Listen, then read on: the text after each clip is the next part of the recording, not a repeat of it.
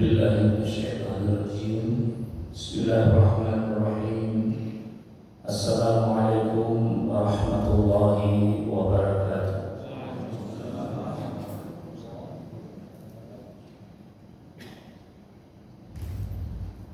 Alhamdulillahirabbil alamin. Wa bihi nasta'inu 'ala umuri dunya waddin. أشهد أن لا إله إلا الله وحده لا شريك له له الملك وله الحمد يحيي ويميت وهو على كل شيء قدير ونشهد أن محمدا عبده ورسوله المبعوث رحمة للعالمين اللهم فصل وسلم وبارك على سيدنا وحبيبنا ونبينا محمد وعلى آله وأصحابه ومن تبعهم بإحسان إلى يوم الدين. ربنا اشرح لنا صدورنا ويسر لنا أمورنا واحلل عقدة من ألسنتنا يفقهوا أقوالنا. ربنا زدنا علما وارزقنا فهما ورضينا بالله ربا وبالإسلام دينا وبسيدنا محمد صلى الله عليه وسلم نبيا ورسولا. اللهم نور قلوبنا بنور هدايتك كما نورت الأرض بنور شمسك أبدا أبدا برحمتك يا أرحم الراحمين. يا مقلب القلوب ثبت قلوبنا على دينك. يا مصرف القلوب صرف قلوبنا على طاعتك. Amma ba'du, alhamdulillah, hadirin dan hadirat jamaah salat subuh yang dimuliakan Allah Subhanahu wa taala. Kembali kita memanjatkan puji dan syukur kehadirat Allah Subhanahu wa taala atas segala karunia-Nya, atas segala nikmat-Nya, atas segala izin dan perkenannya, sehingga pada subuh yang mubarak ini, di tempat yang mubarak ini, kita hadir kembali menyambut panggilan Allah Subhanahu wa taala untuk bersama-sama mengagungkan Allah Subhanahu wa taala, membesarkan Allah Subhanahu wa taala, untuk bersama-sama sujud mengerbilkan diri kita di hadapan Allah Subhanahu wa taala. Salawat dan salam senantiasa pula kita persembahkan kehadirat Rasulullah sallallahu alaihi wasallam, nabi dan rasul yang diutus oleh Allah Subhanahu wa taala untuk menjadi contoh di dalam kehidupan kita, contoh untuk menjadi manusia yang selamat dunia akhirat, contoh untuk membedakan mana yang benar, mana yang tidak benar, mana yang haram, mana yang halal, dan seterusnya. Karena itu kita berselawat pada Rasulullah SAW sebagai penyambung antara kita dengan langit, antara bumi dengan langit. Beliaulah wasilah. Bila wasilah yang menyambungkan bumi dengan langit, sehingga kita tahu siapa sesungguhnya yang pencipta alam semesta ini. Allah Subhanahu wa taala berfirman, "Innallaha wa malaikatahu yusholluna 'alan nabi." Sesungguhnya Allah dan seluruh malaikatnya, termasuk malaikatnya yang hadir bersama kita di subuh hari ini, itu terus-menerus berselawat kepada Nabi sallallahu alaihi wasallam. Oleh karena Allah dan seluruh malaikatnya tidak berhenti terus-menerus berselawat kepada Nabi sallallahu alaihi wasallam, maka Allah Subhanahu wa taala juga mengajak kita, ya ayyuhalladzina amanu shallu alaihi wasallimu taslima. Wahai orang-orang yang beriman kepada Allah, wahai orang-orang yang mengaku beriman kepada Allah, yang mengaku beriman kepada para malaikat, yang mengaku beriman kepada Rasulullah dan mengaku mencintainya, tentu kita semuanya mengaku beriman kepada Allah, kepada para malaikat kepada Rasulullah, kalau kalian mengaku beriman, buktikan imanmu, kata Allah Subhanahu wa taala, dengan mengucapkan Allahumma sholli ala sayyidina Muhammadin wa ala ali sayyidina Muhammad. Ya ayyuhalladzina amanu shallu alaihi wa sallimu taslima. Wahai orang-orang yang beriman, kata Allah, shallu, berbanyak salawat kepada beliau dan salam. Terutama di malam Jumat dan di hari Jumat ini kita sangat dianjurkan untuk memperbanyak salawat kepada Nabi Sallallahu Alaihi Wasallam. Rasulullah SAW bersabda, "Man shalla alaihi salatan sallallahu alaihi wasallam." Barang siapa yang bersalawat kepadaku satu kali saja salawat pada hari Jumat atau pada malam Jumatnya, maka Allah Subhanahu wa taala akan bersalawat kepadanya 10 kali. Barang siapa yang bersalawat kepada Nabi 10 kali, maka Allah juga akan bersalawat kepadanya 100 kali. Salawat Allah kepada kita tentu dalam bentuk rahmat, dalam bentuk berkah di dalam hidup kita. Oleh karena itu, ya jangan kita tinggalkan ya hari Jumat ini tanpa memperbanyak salawat kepada Nabi Sallallahu Alaihi Wasallam. Nabi SAW bersabda, ya man shallal bardaini dakhala jannah. Barang siapa yang sholat di 2 waktu dingin, maka dia akan masuk surga. Ulama kita mengatakan yang dimaksud dengan 2 waktu dingin itu adalah sholat, adalah sholat maghrib, adalah sholat isya. Ya, jadi sholat maghrib dan sholat subuh itu. Jadi siapa yang sholat ya dengan ikhlas karena Allah Subhanahu wa taala pada waktu maghrib itu dan pada waktu subuh itu dakhala jannah, maka akan masuk ke surga Allah Subhanahu wa taala. Hadirin majelis salat subuh dimuliakan Allah Subhanahu wa taala, ya kita kembali ke kajian kita yaitu tentang hadis ya alhamdulillah tamam mizan. Ya, hadis ini sudah kita baca pada pertemuan yang lalu. Ya. Hadis tentang at-taharah. Ya. Pada pertemuan lalu kita sudah bahas ya hadis yang pertama ya, atau kalimat yang pertama dalam hadis itu di mana Nabi bersabda at-tahuru syatrul iman. Ya, walhamdulillahi tamla'ul mizan. Wa subhanallahi walhamdulillahi tamla'ani atau tamla'u ma bainas samawati wal ardh. Was-salatu nurun was-sadaqatu burhanun was-sabru diya'un wal qur'anu hujjatun laka aw 'alaika kullun nasi yabdu fa ba'irun nafsahu fa muqtiquha aw mujibuha. Ini hadis yang sudah kita bahas pada pertemuan lalu, di mana Rasulullah SAW bersabda at-tahuru syatrul iman, bahwa taharah itu adalah setengah daripada iman. Ya, taharah itu setengah daripada iman. Alhamdulillahi tamla'u al-mizan, bahwa dengan mengucapkan alhamdulillah maka akan memenuhi timbangan amal kebaikan kita nanti pada hari akhirat. Wa subhanallah walhamdulillahi tamla'ani wa tamla'u ma bainas samawati wal ardh. Dengan mengucapkan subhanallah walhamdulillah, maka ini pahalanya akan memenuhi antara langit dan bumi.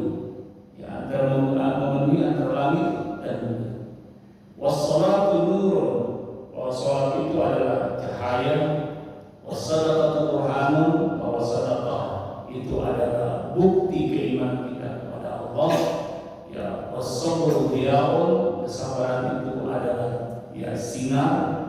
Wal Qur'an hujjatun laka aw 'alaika, Quran itu bisa menjadi hujjah bagimu yang akan membela kamu, dan bisa juga Quran itu akan mencelakakan kamu nanti di akhirat. Kullu nasi yabdu faba'in nafsahu wa mutiqahu bilha. Jadi setiap manusia itu yang menjual dirinya kepada Allah Subhanahu wa taala, yang menjual dirinya kepada Allah Subhanahu wa taala dengan beribadah kepada.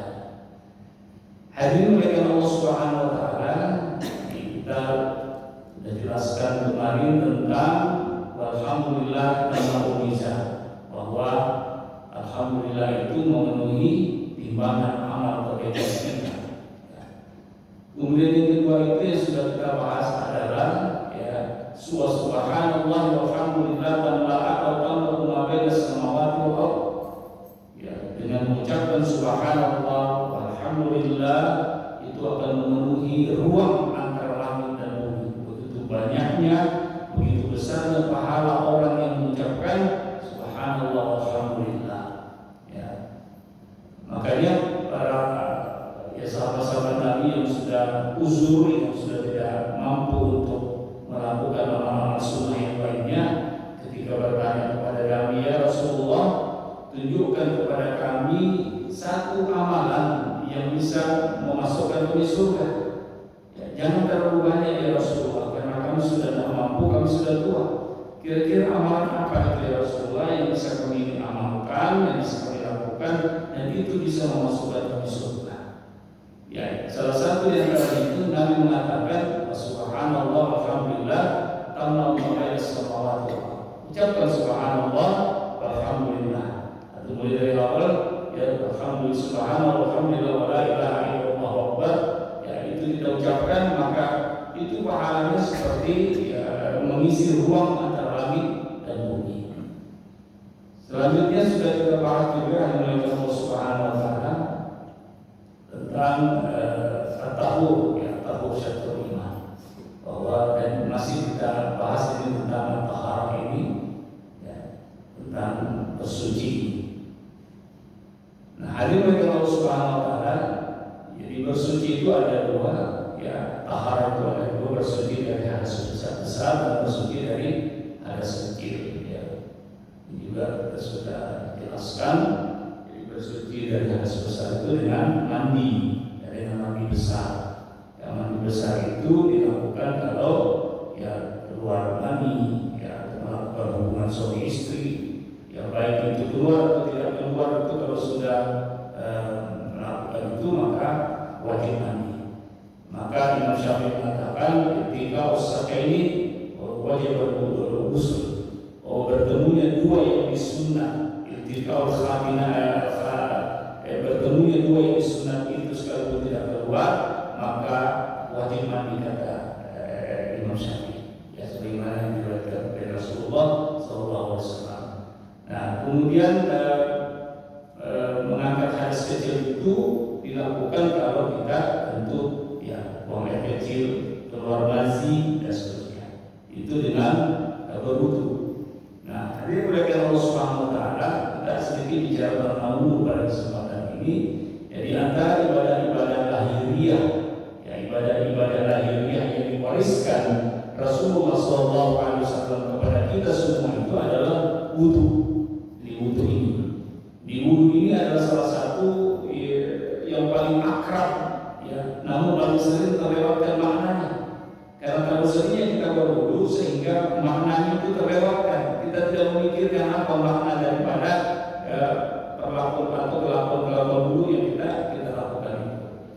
Jadi air yang mengalir di sela-sela dada kita, kemudian air yang menyentuh wajah kita, dan air yang menetes dari ujung dagu kita, itu sesungguhnya semuanya membawa simbol, semuanya membawa hikmah, semuanya membawa sentuhan Allah Subhanahu wa taala yang sangat dalam sekali, yang kalau kita pahami maka membuat kita akan khusyuk kepada Allah Subhanahu wa taala.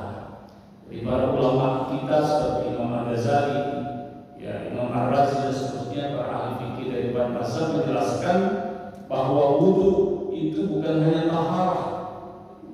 Jadi wudu itu bukan hanya taharah, bukan hanya kebersihan, tetapi pada hakikatnya wudu itu adalah tazkiyatun nafs. Jadi wudu itu pada hakikatnya adalah pensucian jiwa, pensucian diri. Wudu itu. Jadi kalau secara lahirnya memang dia membersihkan kotoran, membersihkan apa saja yang kotor dari kanan kita ke wajah kita. Tetapi ya pada hakikatnya wudu itu ya adalah tazkiyatun nafs, dia adalah pensucian diri.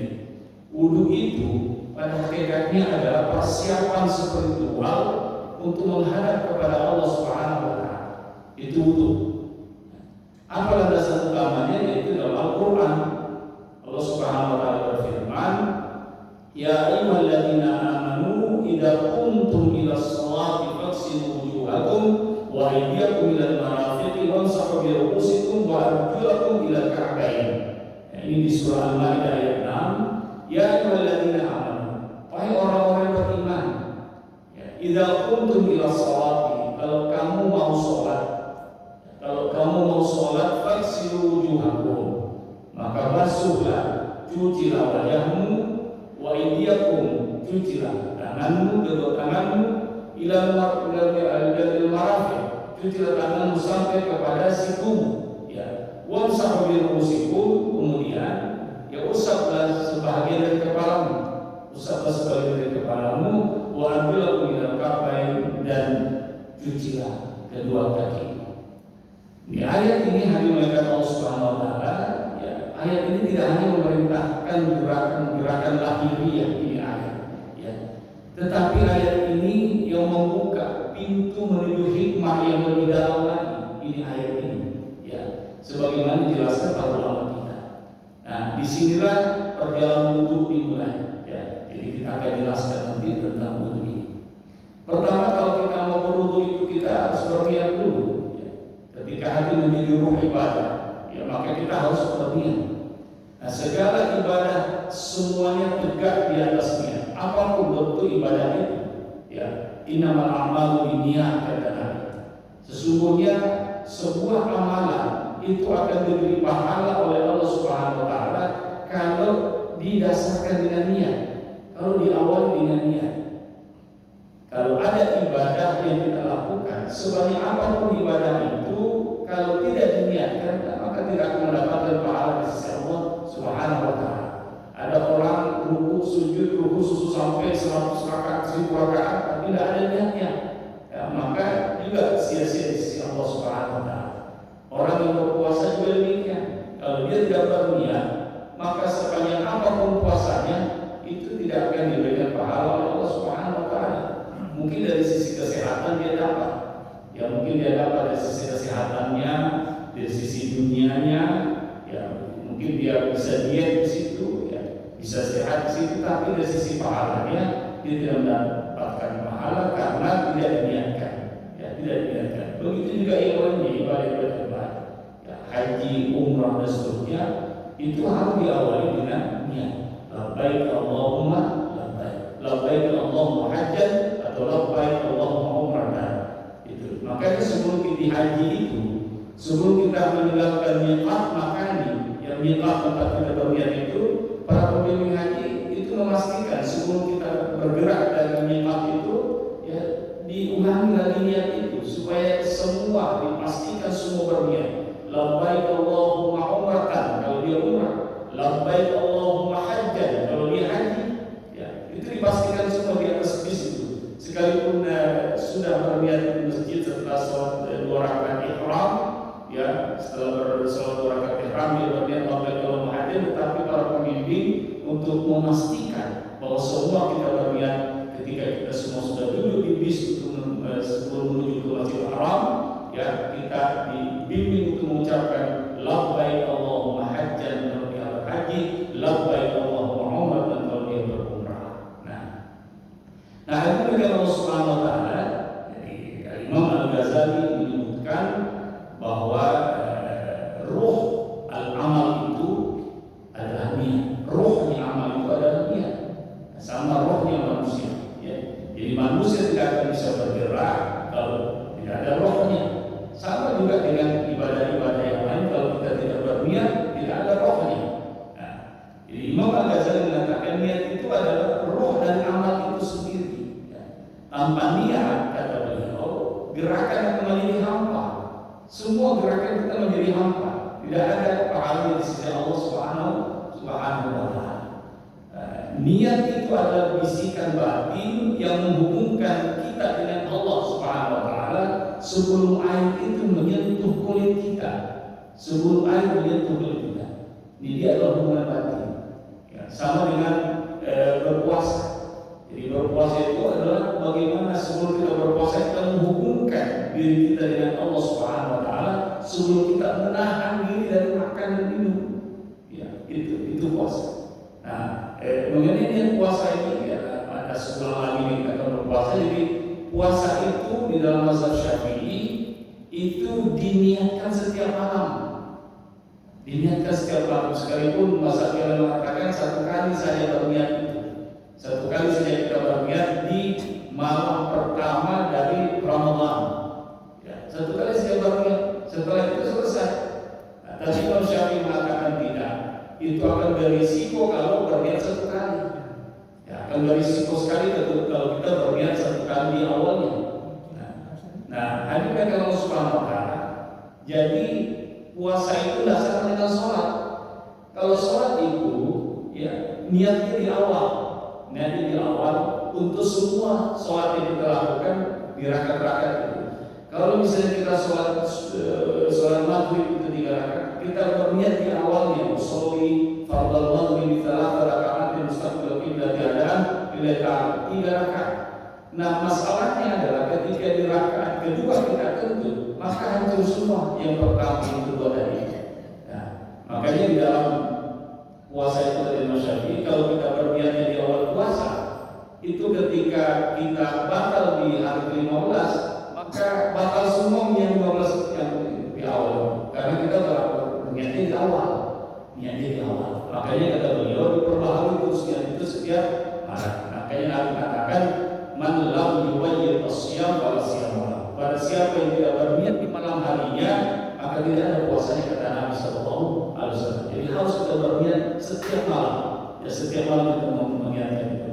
Karena dikhawatirkan kalau kita berniat di awal Ramadan, nanti di hari ke-10 misalnya kita batal, maka batal semua itu yang kita sudah lakukan. Nah itu. Nah ini bagi Allah Subhanahu wa taala. Jadi niat itu ya adalah bisikan batin kita. Niat itu adalah bisikan yang menghubungkan kita dengan Allah Subhanahu wa taala. Nah, jadi dengan niat yang dimuliakan Allah, seorang hamba berkata dengan diri, berkata tanpa suara, ya Allah, ketika dia berwudu, ya Allah, aku bersuci untuk menghadap kepadamu ya Allah. Karena Engkau Maha Suci ya Allah, maka aku mensucikan dulu diriku untuk menghadap kepadamu. Ya, ini yang ada dalam hati kita berwudu. Maka ketika kita sudah mengucapkan itu, ya dengan niat itu tadi, ya nawaitu wudu al-rabbil hadatsil asghar fardhu lillahi ta'ala, maka kita di dalam hati, di maktub dalam hati kita, kata orang Bugis, kita bunyikan dalam hati kita, ya Allah, aku bersuci untuk menghadap kepadamu ya Allah, karena Engkau Maha Suci ya Allah. Ya, maka mulailah wudu sebagai ibadah yang hidup. Ya, jadi kalau kita sudah berwudu ya berniat, maka semua gerakan-gerakan dalam wudu kita itu pasti hidup itu. Ya, sudah pasti menjadi hidup. Nah, pertama bagi Allah Subhanahu wa taala mencuci tangan. Ya, mencuci tangan. Jadi tangan ini adalah alat untuk melakukan perbuatan kita.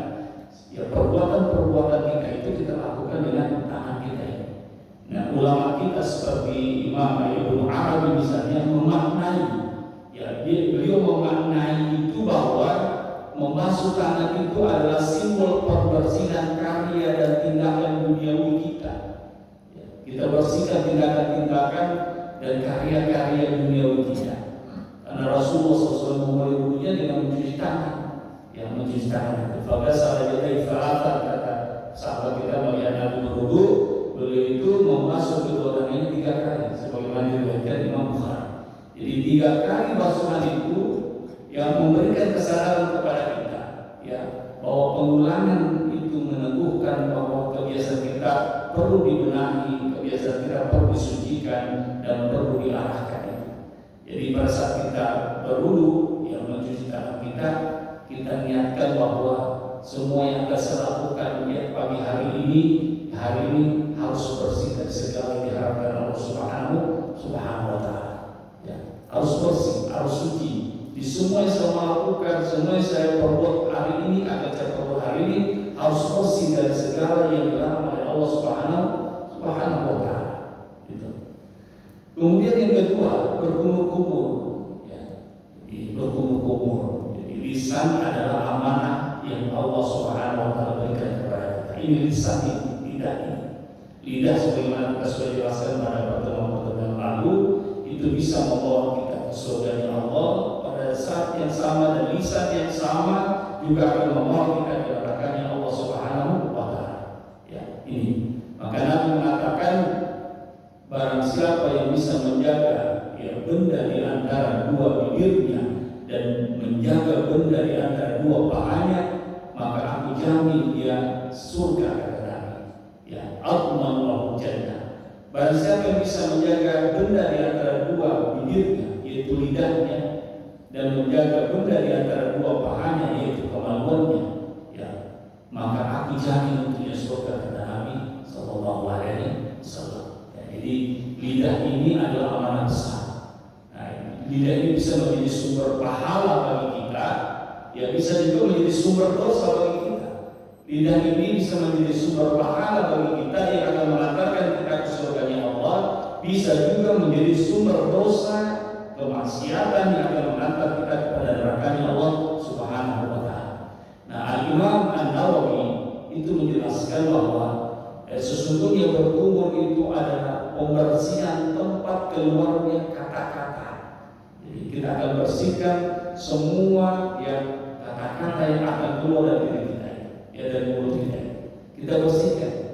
Jadi bahkan air yang masuk ke dalam mulut itu menjadi saksi nanti. Ya, air yang masuk ke dalam mulut kita itu menjadi saksi. Aku bersihkan tempat keluarnya zikir. Ya, air itu mengatakan aku bersaksi tempat keluarnya doa, aku bersaksi tempat keluarnya bacaan Al-Quran, aku bersaksi tempat keluarnya salawat pada Nabi dan perbuatan dan kata-kata yang baik lainnya. Itu ini. Jadi lisan ini yang bagi Allah Subhanahu wa Ta'ala, ya, amanah besar. Oleh karena itu pada saat kita berkumur-kumur, ya, pada hakikatnya kita sedang membersihkan ya tempat keluarnya kata-kata itu. Ya, kita membersihkan kata-kata itu. Artinya apa? Ulama yang mengatakan ketika kita berkumur-kumur itu artinya kita ya tidak akan berkata kecuali yang baik. Ya. Kita akan membersihkan dulu, mensucikan dulu kata-kata sebelum keluar dari mulut kita. Itu pada hakikatnya ketika berwudu. Nah, ketika itu, jadi bukan hanya berkumur-kumur saja begitu, tidak. Tetapi di dalam hati kita sudah bunyikan dalam hati kita, ya Allah, aku bersucikan ya semua kata-kata yang akan keluar dari mulut saya ini tidak akan menyakiti orang, tidak akan menzalimi orang, tidak akan merugikan orang lain. Itu ketika kita berwudu, Nah, ini kalau Subhanahu wa Ta'ala kemudian ketika kita menghirup air ke hidung. Jadi ini yang keempat. Nah, ya biasanya menghirup air ke hidung itu namanya istinsyaq atau istinsyaq, yang menghirup air ke hidung. Jadi menghirup air ke hidung itu bukan hanya sekedar mencuci hidung begini, Pak, tapi dihirupnya memasukkan air itu sampai terasa di sini baru dihembuskan keluar. Jadi bukan hanya dicuci begini, Pak. Jadi yang sunnahnya itu kalau kita berwudu, kita hirup, kita memang sedot sedikit itu air dan memang harus dilatih. Ya, dilatih sudah sampai sini baru kita ya keluarkan. Maka kalau kita berwudu dengan cara itu, semua kotoran yang ada di sini akan terlempar keluar semuanya dari hidup kita. Dan itu biasanya kita bersih. Nah, kalau sudah bersih pada saat berwudu itu berarti sehat. Berarti benar cara berwudunya itu. Ketika dia bersih, ya, ketika dia bersih, ya pada saat berwudu berarti benar cara berwudunya dia. Itu kata ulama kita. Nah, jadi bukan hanya sekedar cuci-cuci luarnya ini, tapi memang diambil air pak, dihirup sampai kita merasa di sini baru kita lempar keluar. Ada guru saya almarhum ya waktu di pesantren, beliau terkena ini penyakit hidung sinusitis namanya. Itu sudah berobat di dokter kemana-mana, ya. Tapi kemudian setelah mendengar ulama yang membaca juga beliau bahwa kemudian benar-benar dalam memasukkan air kemudian mengeluarkan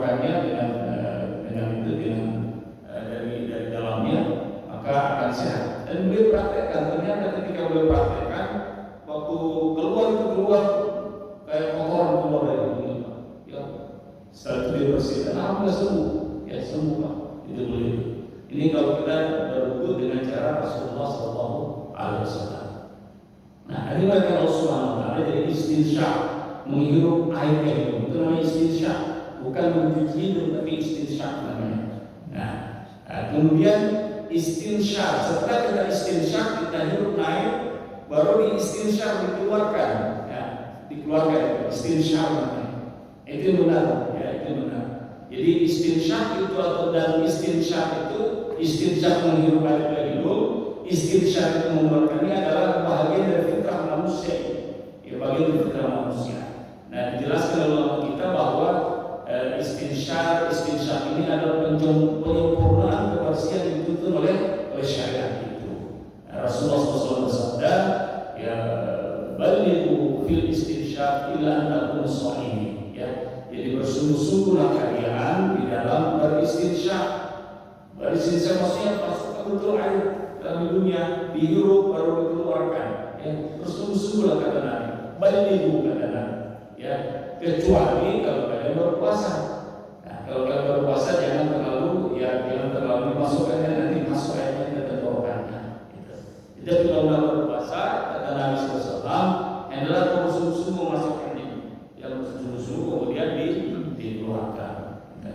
Nah, hari ini Allah Subhanahu wa Ta'ala jadi gerakan ini membersihkan pintu nafas. Ya, ini hikmahnya. Jadi ketika kita beristinsyaq, ini membersihkan pintu nafas kita. Ya, apa itu namanya jalur hidup manusia, itu nafas itu. Jadi seakan-akan kita berkata, ya Allah, lapangkanlah hidupku sebagaimana Engkau lapangkan nafasku ini, ya Allah. Ya, itu ketika kita beristinsyaq dan beristinsyaq. Ya, jadi ketika kita lakukan itu maka kita mengatakan nama kita, ya Allah, lapangkanlah hidupku sebagaimana Engkau lapangkan nafasku ini keluar masuk, ya Allah. Lapangkan hidupku. Ini bermakna kita punya berubah kalau kita lakukan seperti ini. Ya, nah, kemudian hadir oleh Allah Subhanahu wa Ta'ala kita berpindah ke membasuh wajah, membasuh wajah. Nah, wajah ini adalah tempat berkumpulnya pandangan kita, tempat berkumpulnya ekspresi kita. Wajah ini adalah tempat yang rasa malu kita. Di situ di wajah kita. Allah Subhanahu wa Ta'ala perintahkan kita faghsilu wujuhakum. Ya, cucilah wajahmu. Ya, cucilah wajah kalian kata Allah Subhanahu wa Ta'ala. Fakhruddin Ar-Razi menyebutkan bahwa membasuh wajah itu melambangkan pembersihan identitas lahiriah manusia, pembersihan identitas manusia. Jadi Rasulullah SAW bersabda, kharaja min wajhihi kullu khati'atin nazar ilaiha bi'ainaihi. Nabi mengatakan ketika kita berwudu itu membasuh wajah kita, keluar dari wajahnya setiap dosa yang dipandang oleh matanya, setiap dosa yang dipandang oleh matanya. Jadi air itu hanya melakukan Allah, tidak hanya membilas kulit kita, air ya, tidak hanya membilas kulit kita, tapi dia membawa pergi pandangan-pandangan yang keliru yang pernah kita lakukan ketika kita membasuh wajah kita.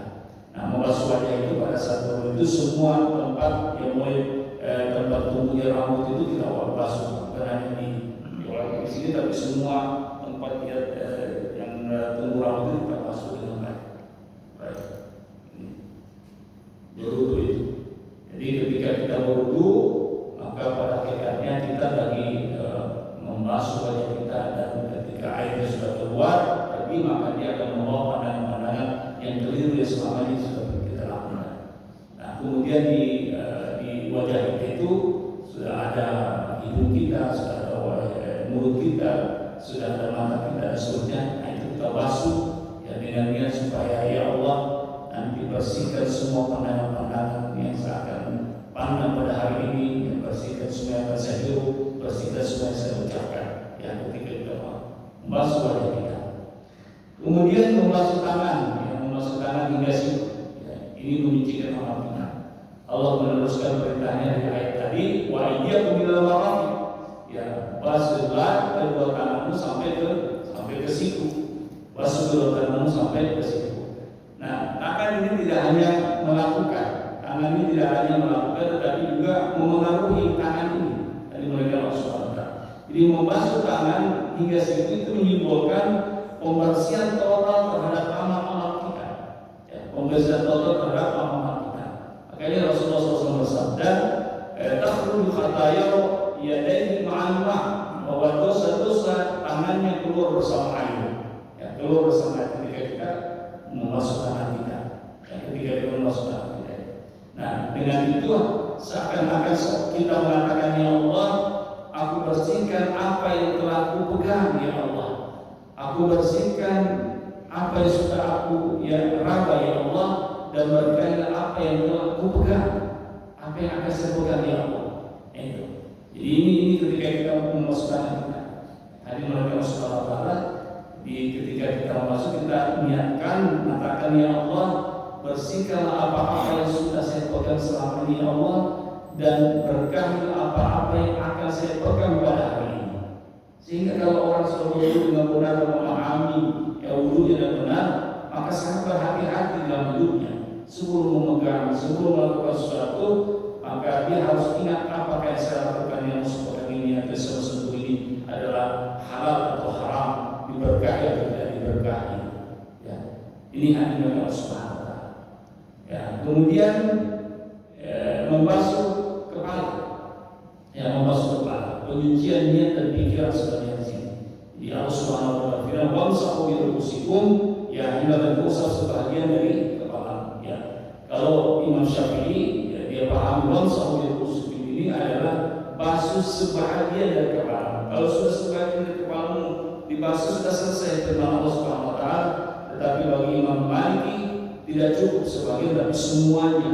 Semuanya harus dibasuh. Ini gara-gara rubah di situ kan dipahami oleh orang Arab, ya. Bi ada wamsahu bi, kata bi itu rubah ini itu menyebabkan berbeda pendapat ulama. Ada mengatakan lalu Imam Syafi'i memahami bi itu dengan sebahagian kepalanya, sebahagian saja, tak perlu semuanya. Sebagian kalau sudah kalau pusat sebagian kepalamu, ya maka cukup lagi. Ya. Bahkan Imam Syafi'i mengatakan kalau kau pakai ini imamah itu pakai jubah ini, pakai serban pakai serban wanita yang kau rusak itu juga termasuk dari kepala, sudah cukup itu kata Imam Syafi'i. Tapi bagi Imam Maliki, ya termasuk bagi Imam Hambali itu semua yang dari depan sampai kepala boleh dikembalikan lagi begini. Ya, itu bagi Imam Maliki dan Imam Hambali. Tapi Imam Syafi'i ya cukup sebagian saja karena rubah itu menunjukkan sebahagian dari kepala. Tapi Imam Malik mengatakan tidak, bah itu artinya semuanya. Nah, semuanya. Ini perbedaan ulama kita. Tentu perbedaan yang ulama kita itu bukan berdasarkan hawa nafsu, tetapi berdasarkan ilmu, berdasarkan karakter dan bahasa Arab itu sendiri. Ya. Jadi kita tidak bisa untuk mengatakan ini yang benar, itu salah. Karena semuanya yang menggunakan argumen yang benar, semuanya berdasarkan bahasa Arab itu sendiri. Nah, jadi hari melalui Allah Subhanahu wa Ta'ala, kepala itu adalah tempat apa sebenarnya kepala itu? Kepala itu adalah tempat pikiran-pikiran kita, yaitu kepala itu. Tempat pikiran-pikiran kita. Kepala itu adalah tempatnya tekad kita. Kepala itu adalah tempat itu keputusan-keputusan kita ambil dari Allah. Maka ketika kita mengusap kepala, ini adalah simbol kepasrahan kita dan minta bimbingan kepada Allah Subhanahu wa Ta'ala. Imam Syafi'i menyebut seperti saya katakan tadi cukup sebagai kepala. Ya, kalau Imam Malik itu mewajibkan seluruhnya. Nah, tentu perbedaan ini yang memperkaya pemahaman bahwa syariat itu memandang kepala sebagai pusat kesadaran kita. Nah, ketika kita mengusap kepala dan seakan-akan kita berbisik kepada Allah Subhanahu wa Ta'ala, ya Allah, luruskanlah pikiran-pikiran yang ada di kepala ini, ya Allah. Luruskan, ya Allah. Jangan sampai dia yang merugikan orang lain, merugikan diri sendiri. Kemudian ya Allah, tegakkan semua tekadku ya Allah untuk melakukan kebaikan-kebaikan pada hari ini, ya, pada hari ini. Jadi itu yang harus kita lakukan ketika kita mengusap kepala kita. Ya Allah, luruskan pikiran-pikiran. Ya Allah, tegakkan semua tekadku untuk melakukan kebaikan-kebaikan pada hari ini. Ini, menurut Allah Subhanahu wa Ta'ala. Ya, wamsahu itu ya hendaknya mengusap sebagian dari kepala. Jadi diusap bukan dicuci kepala, tapi diusap.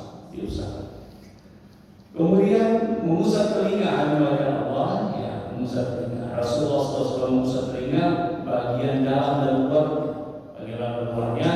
Jadi masaha ra'sahu wa uzunayhi zahirihima wa batinihima. Jadi sebagaimana diriwayatkan oleh Imam Abu Dawud, beliau mengusap kepalanya dan kedua telinganya bagian luar dan dalamnya. Jadi ketika kita berwudu, kita bukan hanya begini-begini Pak, tapi dimasukkan ini di lubangnya, baru kita ini ya, ini kita putar ya, baru kita ini Pak, ada jalan Pak. Nah ini, jadi bukan hanya dikasih gini aja, tapi kita jalankan di dalam yang mengusap ini, kita bersihkan sambil ini juga berputar Pak ya. Nah sambil itu, jadi ya bukan hanya begini-begini Pak, tidak, tapi kita masukkan, baru kita masuk di sini. Nah ini kita bersihkan sambil ini juga diputar Pak, ambil air lagi, bersihkan, ini diputar lagi 3 kali saja Pak. Jadi Imam Ibnu Qayyim mengatakan telinga itu adalah pintu ilmu setelah mata kita. Jadi pintu ilmu itu ada 2, yaitu mata kita dan telinga kita.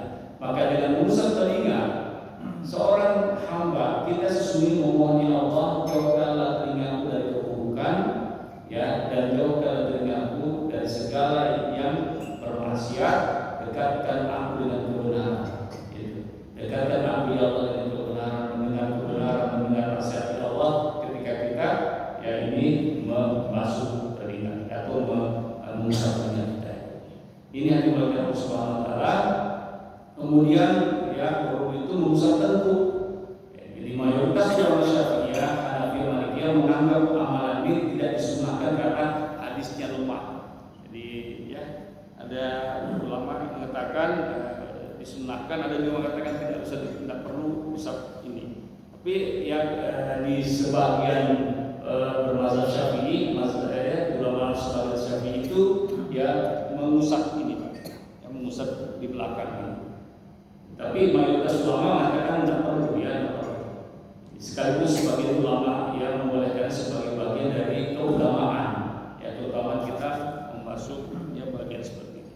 Ada juga mengatakan bahwa kita niatkan ketika kita memasuk tengkuk kita itu, kita niatkan untuk bisa menjadi dermawan. Ya, jadi orang itu ya katanya bakhil itu karena di sini Pak. Ya kan di belakang itu leher itu orang itu selalu menjadi bakhil, pelit, ya kedekut itu karena di sini, makanya itu diusap itu dalam berwudu supaya dia bisa menjadi orang dermawan, ya bisa menjadi orang dermawan.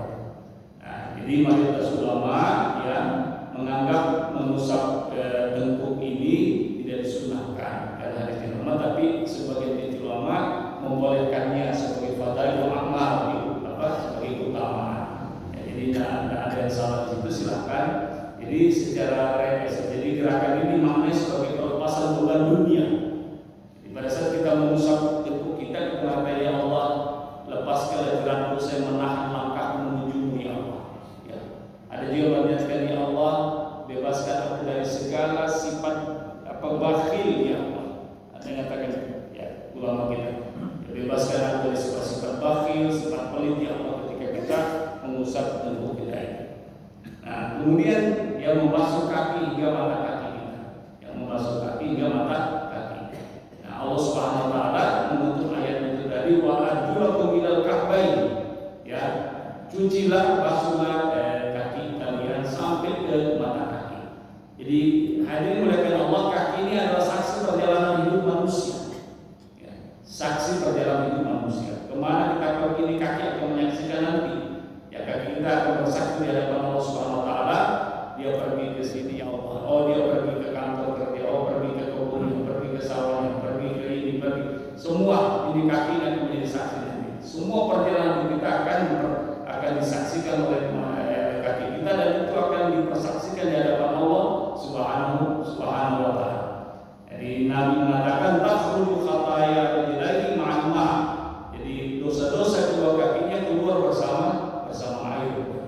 Jadi membasuh kaki itu ya, membasuh kaki itu berarti memohon, kita memohon kepada Allah Subhanahu wa taala agar langkah-langkah kita senantiasa menuju kebaikan, senantiasa menuju keberkahan, menjauhi kebatilan dan mendekatkan diri kita kepada Allah Subhanahu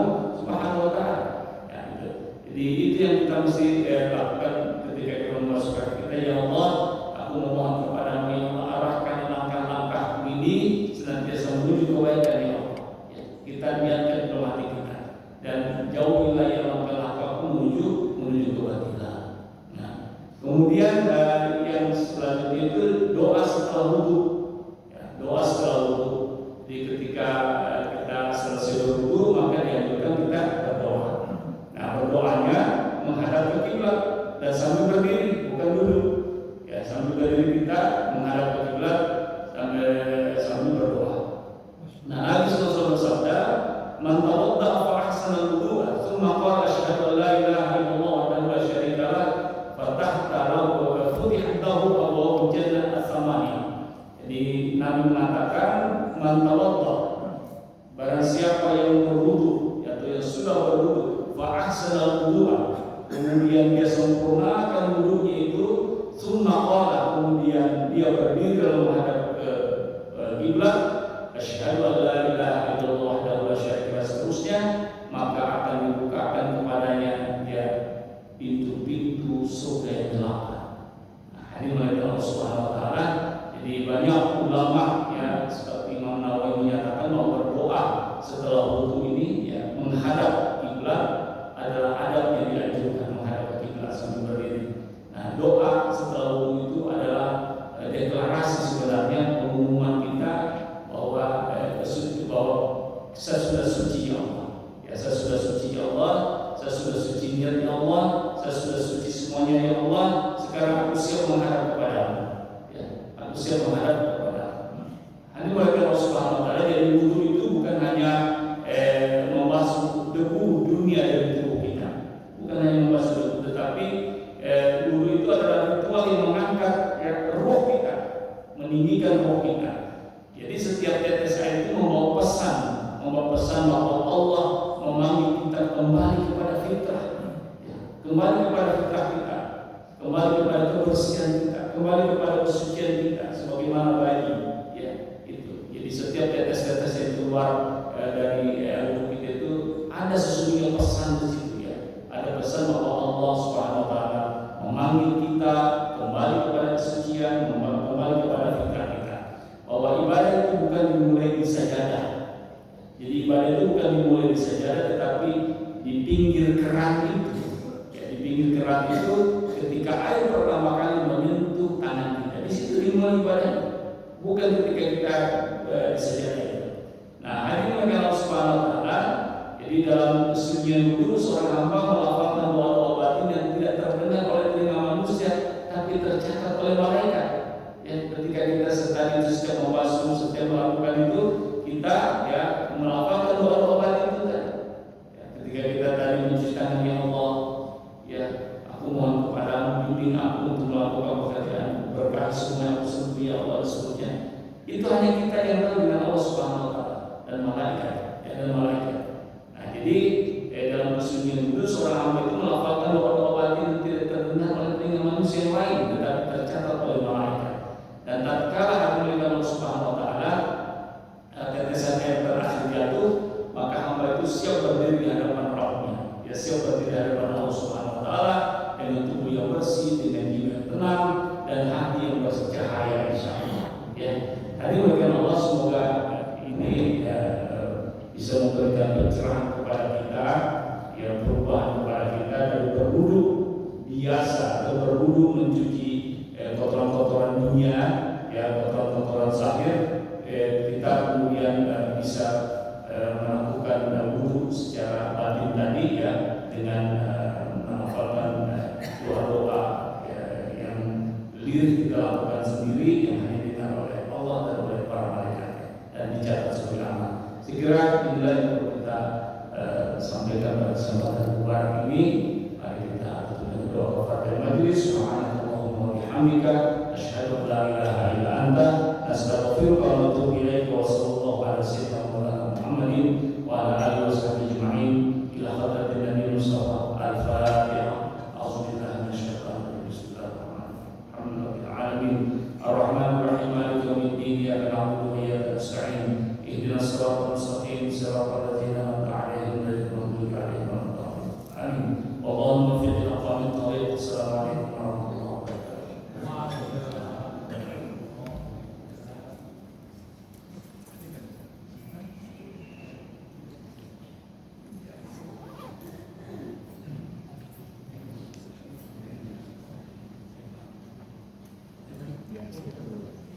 itu ada yang tanya. Iya, sudah.